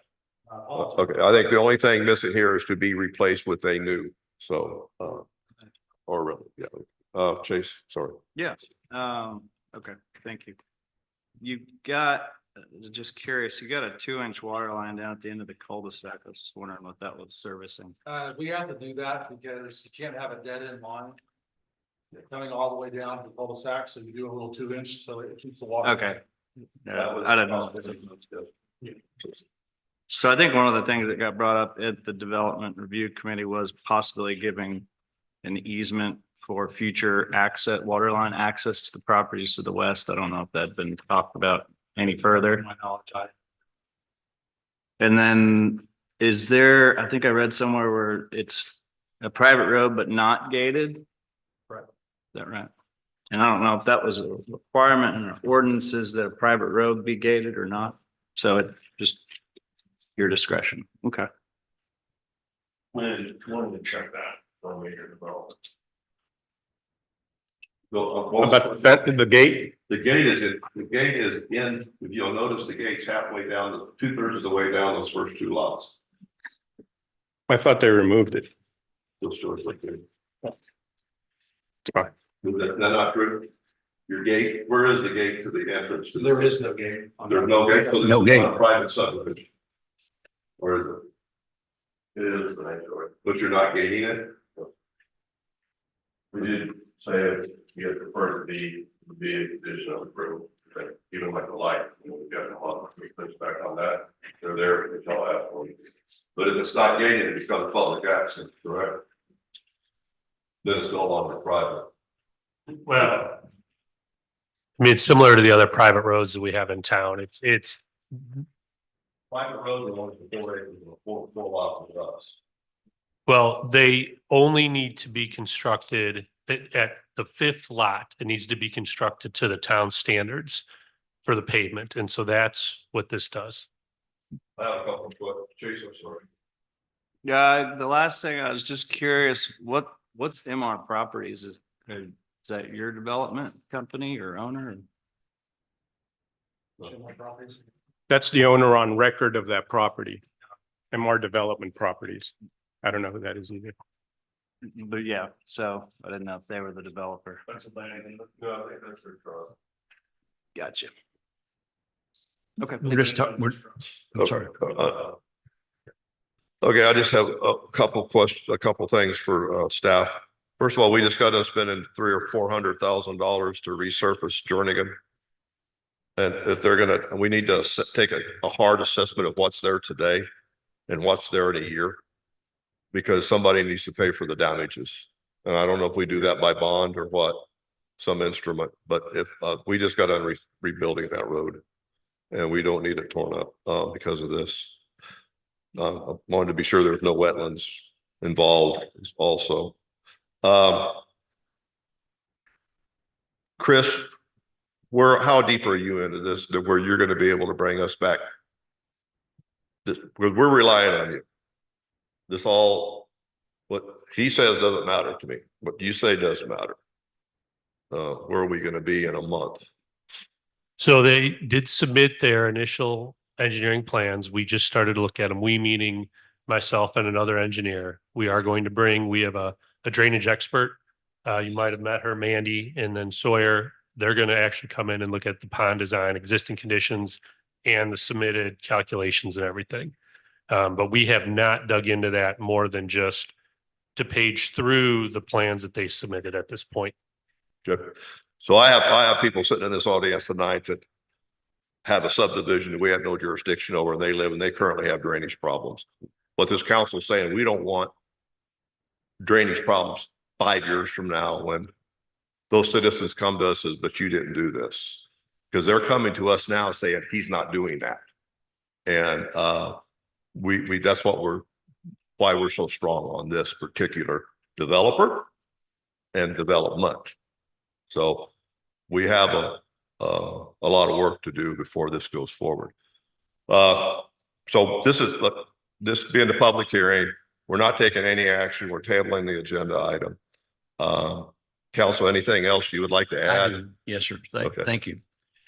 If you said it and I didn't hear it, well, that's okay. I'm a little bit hard of hearing anyway, but my point is, when these fences either are left or replaced, who owns the fence? The development or the people like Mr. Johnson, who's on the west and Robin on the north and the Sings. And I was also looking here, you got a retaining wall going all the way down there, but this property goes right up against that. This one lot here against am I reading that correctly? You look at Mr. Singh's property. This existing, Oh, that existing. that's an existing wall. Pardon? That's an existing. That's an I existing. know it is, but where's the water gonna go?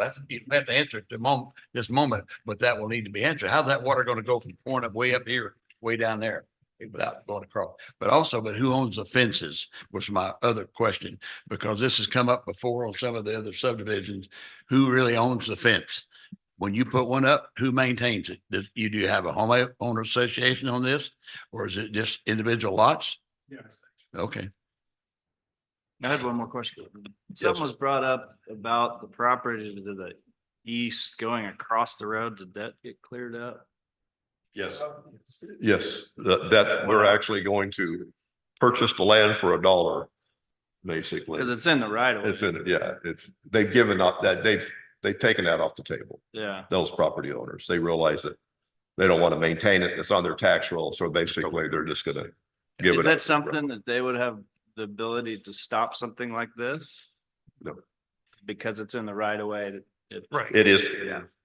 Yeah, it was within the right of way and it's in our master thoroughfare plan. There's a 60-foot Right. right of way. So the choice is that if he ever had to replat his property, the town would ask for that land just like we would with any development. So It's assumed, it's been assumed for 30 or 40 years that property's there, so it's by prescription that it's, yeah, so. Okay, you have something else? Unfortunately, yes, Mayor. Sorry. Sir, did I understand you to say that at this stage, you're not required to show us the proposed grading of the site? Oh, Well, no, I'm sorry. We show proposed grading. Yeah, we show proposed grading. Oh.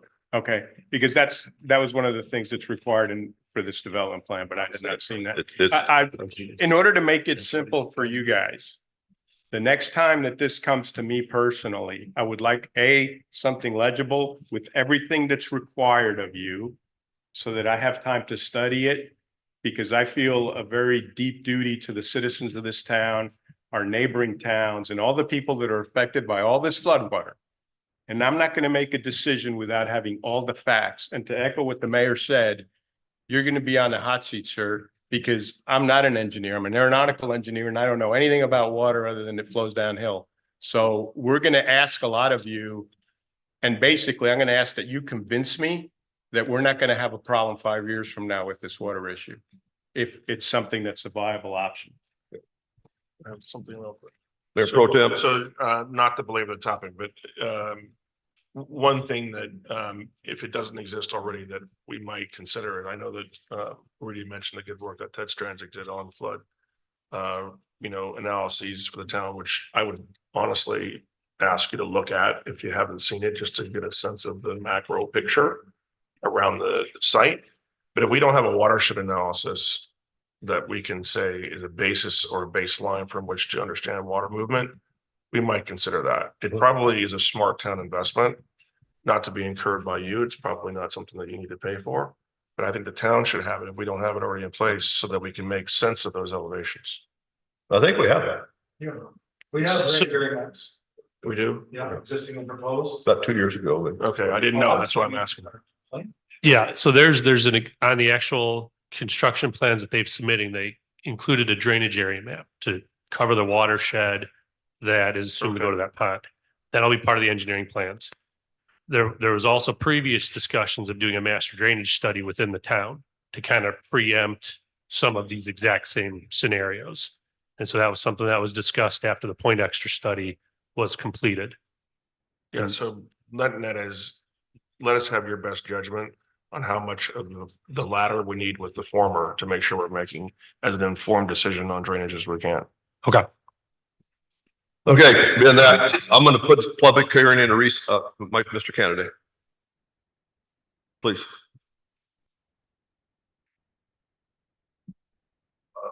I think from the DRC, yes, we came to that and we listened, we got a lot of input and we added everything that you guys have asked us to put in the plan. And as we move to conceptual development, we've been asked to put a lot of things in the plan. We put them in there. We've been approached by neighbors.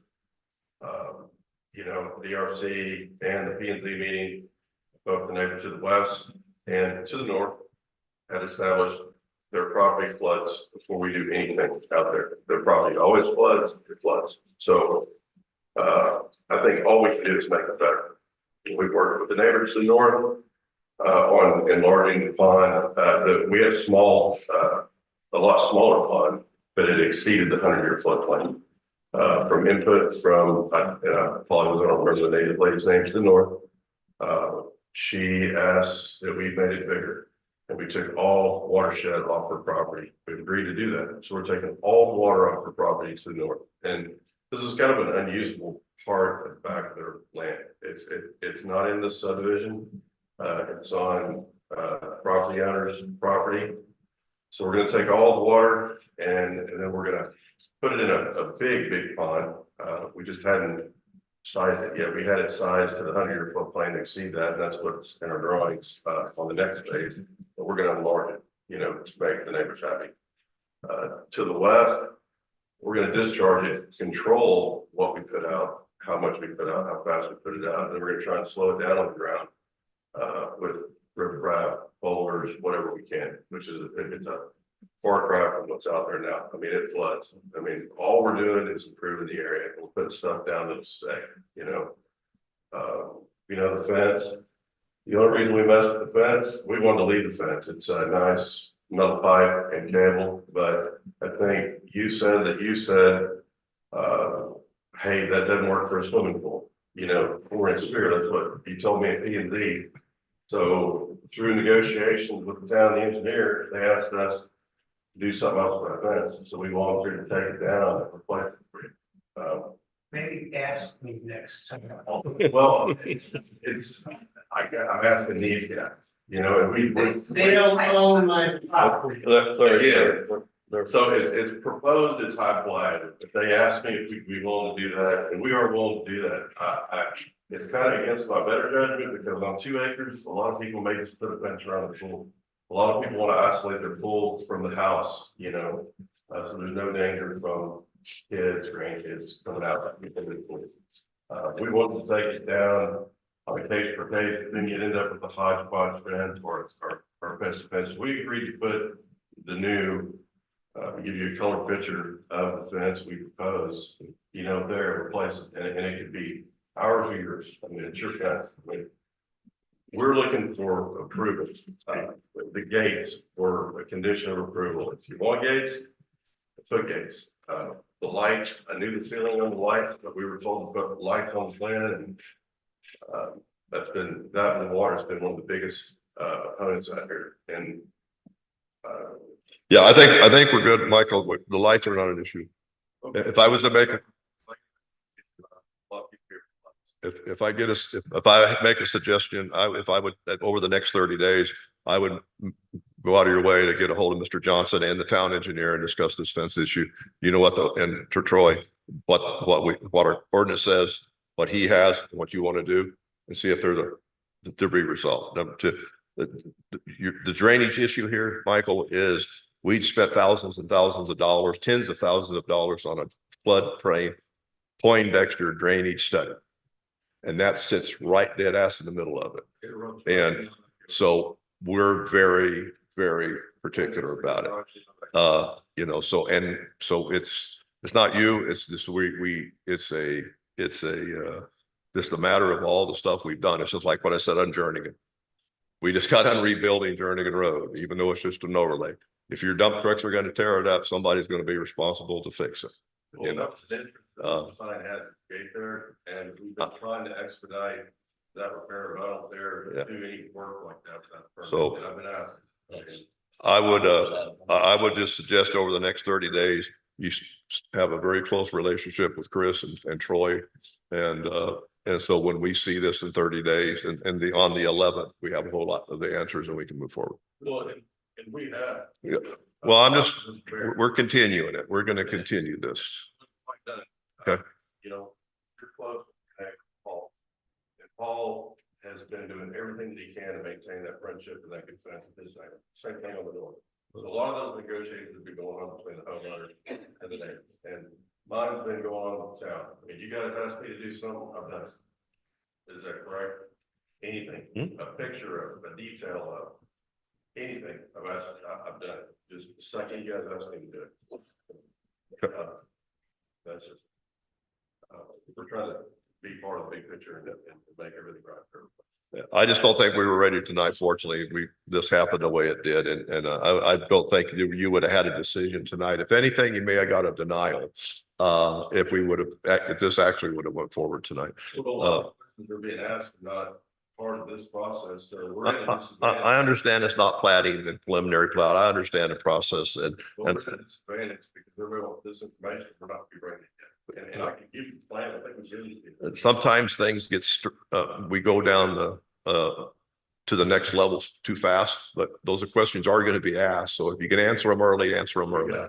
We sent the plan that we have, it has 15 or 25 days. No, you check marked all the 20 items. Okay. Yes, sir. I think there's 20 items. You check marked all 20, but there's other questions that we need to have. But either way, this can't be approved tonight. It can't even go forward. Okay. So, you know, a lot of the stuff, we're not doing it because we don't want to do it or we refuse to do it. We're doing what y'all asked us to do so far. thanks. I'm going to put this public notice into recess. It will be in recess until March 11th. If Rudy can read that motion, it's going to continue. Do you have a motion? Yes, Mayor, I'd like to make a motion that we continue the public hearing on Monday, March 11th at 7 p.m. at the regularly scheduled council meeting. I have a motion by the Deputy Mayor Pro Tem. Is there a second? Second. Second by Councilmember Andrews. All in favor? Aye. Unanimous motion carries. Next item has been tabled, which is this particular case. Okay, let's get everybody home here. Next item is discussion, consideration, taking action regarding resolution 2403, approving the terms and conditions of construction manager at risk for service agreement by and between Steve Kohler, DBA and Kohler Company, the sole proprietorship for the construction of Town Hall addition and parking lot, which is attached hereto for the incorporate herein of Exhibit A and established a guaranteed maximum price not to exceed $960,427,000 and authorize the town staff to make funding changes not to exceed $25,000 on said project, authorizing the mayor to execute necessary documents.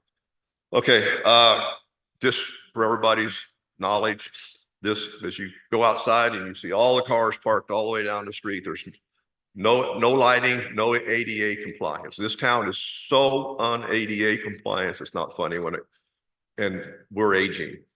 So at some point, we're gonna have a hard time getting up and up those hills. So we're totally tearing out, not all the trees, they're still saving trees, but east side of Town Hall will all now be lit parking with 2 entrances to it. There will be a new police detached building, as you see on the rendering to the west of us, and more parking, all lit. All parking will have ADA compliance. Lighting under the breezeways of this building will be making some alterations. Believe it or not, a week ago, the price of this project was $1,150,000 or $60,000. Thanks to a lot of hard work of Councilmember Castillo, Steve Kohler, staff, we trimmed over $200,000 out of it, just in unnecessary things we did not have to do, or changing design, being frugal with your tax dollars. We are paying cash for this. There is no tax increases. This is all money that we've had for this project, and other police funds, like the Mayor Pro Tem said earlier. A major thing for our little town, but we're paying for it. And it's gonna be a great addition. So I want to thank the mayor, Deputy Mayor Pro Tem Rudy. He did a lot of work on this, staff. Steve Kohler has been a friend of this town for 20-some years. I think Larry hired him as our building official. So anybody that's concerned, the Kohler Company is not making any inspections. We are hiring outside source to do all inspections. So there is no conflict of interest. We looked at expanding this building and adding on directly. It came to a compliance with fire code. We were going to have to add sprinkler systems in the existing building, and it just got way, way out of line. So, council, I'm asking you to approve this. If there's any comments, I'll take them now. And if not, I'll take a motion. Well, Mayor, if I could just jump in real quick, I also want to recognize the contributions from our special administrator. And I long to call you chief someday, but Roger has been very helpful in looking at the building, as he will be the user and the operator. So he was the guy to tell us, I do need this, I don't need that. And that actually helped us in reducing some of the costs that we didn't realize we truly didn't need. And so that's been helpful. He's been a real asset so far in helping us get underway. He just took delivery of the new vehicle and did all the inspections on it and tested the lights and the horns and the bells and whistles. So thank you for that. Other than that, that's all I got on that issue. All good? We're good. Entertain a motion. Resolution number 2403. As stated. I have a motion by the Mayor Pro Tem. Is there a second? I'll second it. I have a second by Deputy Mayor Pro Tem. All in favor? Aye. The unanimous motion carries. But I'm sorry. Why didn't you come back up here and sit down? I would like to redo the vote, please. For matter of record. I do not need a motion. I would like, Councilmember Johnson, do you approve this agenda item? He said, Councilmember Johnson's in favor. We have unanimous motion carries. Steve, you starting in 2 weeks, right? Got it. Hey. Next item is discussion, consideration, taking action regarding resolution 2404, approving the employees personnel policy. Council, first thing Troy asked me when we hired him, he said, what is the priority on my list other than the police department and money, was personnel policy. Did I not? That is true. It was outdated. It needed a lot of work. We're getting ready to double staff. And I asked Larry Johnson and Chase to work on this with him, and I'll turn it over to you, Troy. And Larry, Larry, you want to go with it or you want Troy to do it? Yeah, first, I want to give credit to Troy and Chase. This was not a fun process. I don't know, Troy, what the date was of that policy, but it was so outdated, it was embarrassing. 2009. Okay. And I think we approached it from different perspectives, but taking in mind, what we were looking at in adding the police component, which complicated it tremendously. And, we were fortunate. We had a number of working sessions, markups going through it. And then Bob Hager, our town attorney, they looked at it and helped us in some of these areas. It is a substantial improvement. It brings us up to date. And I think this is one that we recognize that, hey, we've updated it. And we're going to monitor this regularly because unfortunately in today's world, the HR world, things are changing all the time. but at least this gets us to the point, okay, we're in 2024 now. Yeah. Thank you, Larry. I couldn't have done it without you either. And Troy, I mean, this document's pretty thick. And going through all the red lines and I think we've made a much better document than we had. It's not perfect, and I'm sure there'll be some adjustments as time goes on, but thank you, and it'll be good to go off of going forward. You know, I'll let you have it here in a second, Troy, and he did do a great job, but one thing that we have to as elected officials and citizens, city employees as a whole do not have the opportunity to make bonus, to make commissions. They're based on their salary and COLA, cost of living increase, and that's pretty much what they're based on. They don't have the ability to go out and make extra money and get recognitions for things. So what we asked to do here is we included a merit increase. So each employee, based on that year's performance, can accumulate up to 5% of their salary in a merit. That's a one-time merit. It doesn't accumulate.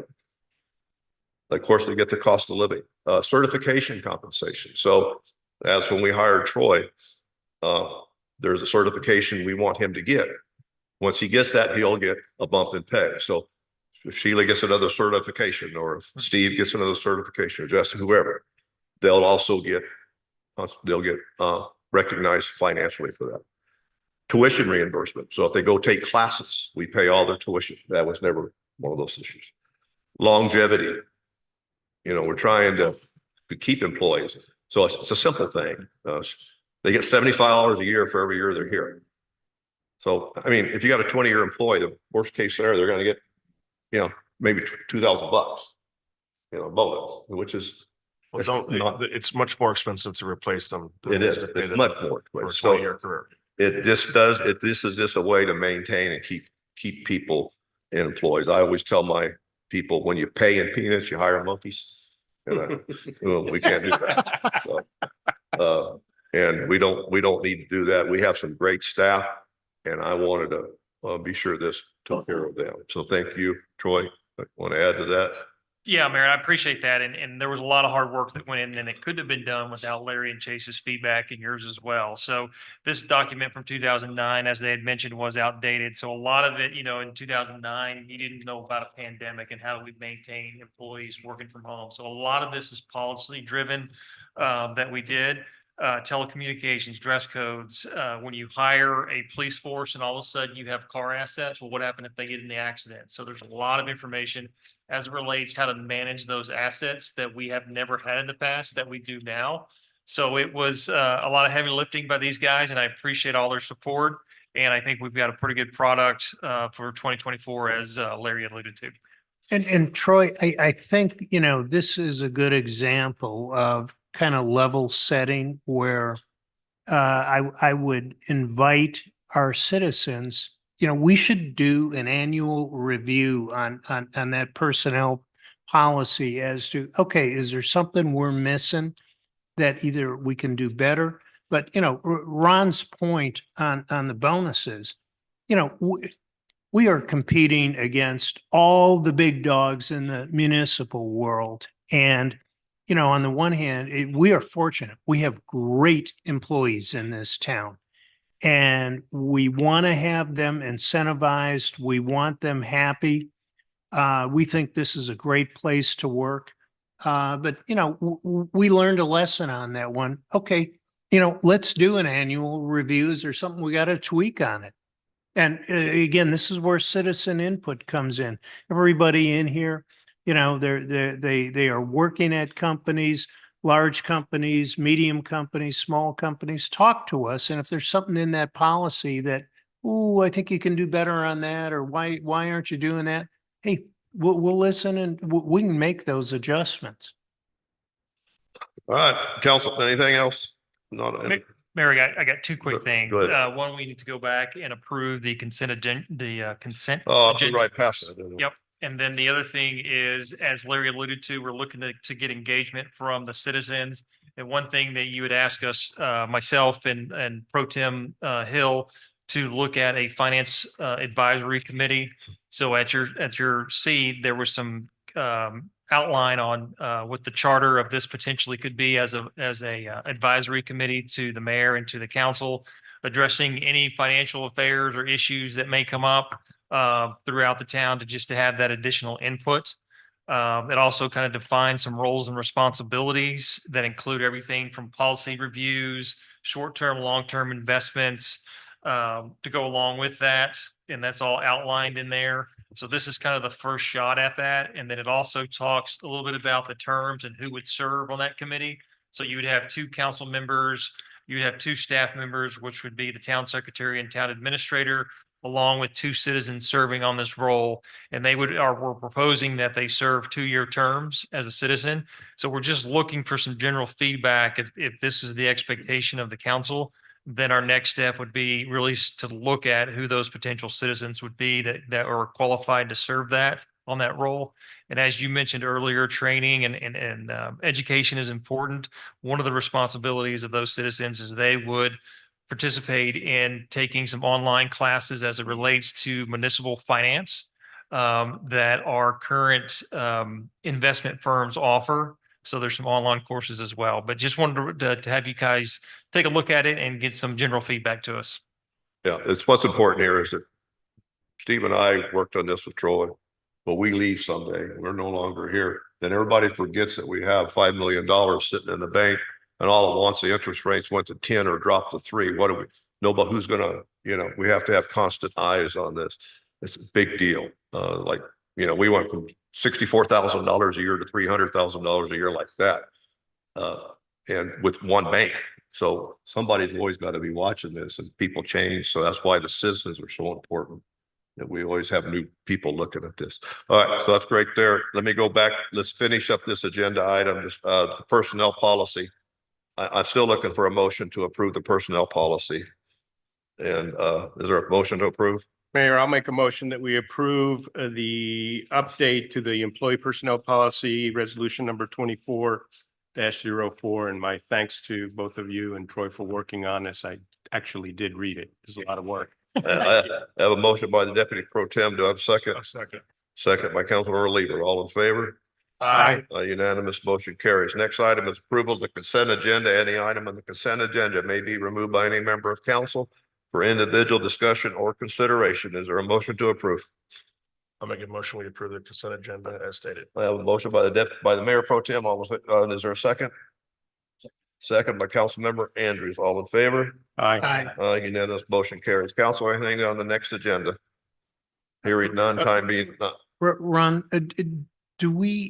how do we go about soliciting those 2 citizen members for your financial? We're going to advertise it in applications the same way we do P and Z and BOA. Okay. It'll be done. Because I am confident, and I'm always amazed over the years when we delve into our humble population.